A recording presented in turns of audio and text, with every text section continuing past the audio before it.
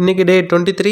காலையில் எழுந்தோடனே ஹாம்ஸ்டர் குட்டிங்களுக்கு நல்ல சாப்பாடு போட்டாச்சு. அதுக்கு நல்லா டபக்குன்னு எடுத்து வாய்க்குள்ளே போட்டுக்குச்சுங்க. இந்த செல்லக்குட்டிங்கள ஒரு ப்ளஸ் பாயிண்ட் என்னென்னா, இவங்களை நம்ம குளிப்பாட்டவே தேவையில்லை. இவங்களுக்கு தண்ணினா ஆகாது, பட் இவங்களே இவங்களை க்ளீன் பண்ணிப்பாங்க. அவங்க சாப்பிட்றத பற்றி எனக்கு பச்சது. ஸோ இந்த ஸ்வீட் பொட்டேட்டோ பேன் கேக் செஞ்சு நானே சாப்பிட்டேன். இதில் அதிக ஃபைபர் அண்ட் ப்ரோட்டீன் இருக்குது. இதோட ரெசிபி இன்னொரு வீடியோவில் சொல்கிறேன். அப்புறம் நம்ம ஏரியா பெரியவங்கள்ட்டெல்லாம் கொஞ்சம் ஒரு பேச்சு போட்டு ஒரு ஹாய் சொல்லிட்டு கிளம்பிட்டேன். நான் எங்கே கிளம்புனேன்னு பார்த்தீங்கன்னா ஜூடியோ தான் வந்திருந்தேன். அன்னைக்குன்னு பார்த்து அவ்வளோ கூட்டம் இருந்தது. கலெக்ஷன் எதுவும் இல்லை, கிடைச்சதை போட்டு பார்த்தேன், பட் பிடிக்கல வச்சுட்டு வந்துட்டேன். அப்படியே நேராக முடிவெட்டலான்னு சலூனுக்கு போய் இந்த ஃபோட்டோவை ரெஃபரன்ஸாக காட்டினேன். அந்த பையன் என்னை இப்படி ரெடி பண்ணியிருந்தாரு. ஸ்டார்டிங் நல்லா தான் இருந்தது, பட் எண்டிங்கில் இந்த மாதிரி மாற்றிட்டாரு. கடையில் கூட நல்லா தாங்க இருந்துச்சு. நான் வீட்டுக்கு வந்து என் மண்டையை பார்த்தா எனக்கே பிடிக்கல. இந்த மண்டைக்கு உங்களோட ரேட்டிங்கை கமெண்ட்டில் சொல்லிட்டு போங்க.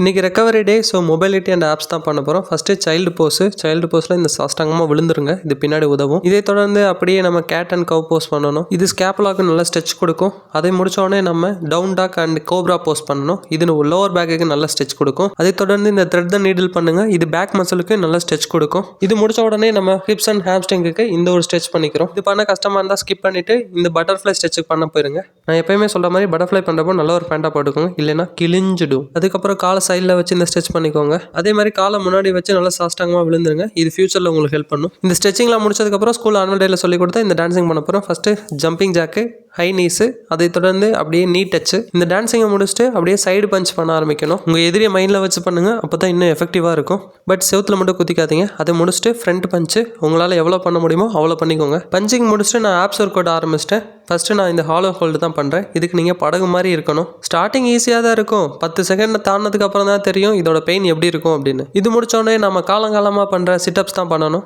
முடிஞ்சால் சப்போர்ட்டுக்கு ஒரு ஆளை காலை பிடிக்கிறதுக்கு வச்சுக்கோங்க. இது முடிச்சதுக்கப்புறம் நம்ம லெக் ரைஸ் பண்ணுற மாதிரி இருக்கும். லெக் ரைஸ் பண்ணுறப்ப முடிஞ்ச அளவு காலை ஸ்ட்ரைட்டாக வச்சுக்கோங்க. இது லோவர் ஆப்ஸுக்கு நல்லா ஹெல்ப் பண்ணும். இது முடிச்சோடனே நம்ம ஸ்பைடர் மேன் ஒர்க் அவுட் தான். பிஜிஎம் பேக்ரவுண்டில் நீங்களே போட்டுக்கோங்க. இந்த mobility work out muscle recover ஆகிறதுக்கு மட்டும் இல்லை, மசில் க்ரோ ஆகிறதுக்கும் நல்லாவே ஹெல்ப் பண்ணும். இந்த ஸ்பைடர் பிளாங்க் முடிச்சுட்டு அப்படியே மவுண்டன் கிளிம்பர்ஸ் பண்ணணும். அச்சமில்லை ஓடு, ஹமாம் சோப் விளம்பரம் தான். ஃபைனலாக பிளாங்கோட இந்த ஒர்க் அவுட்டை முடிச்சுக்கலாம்.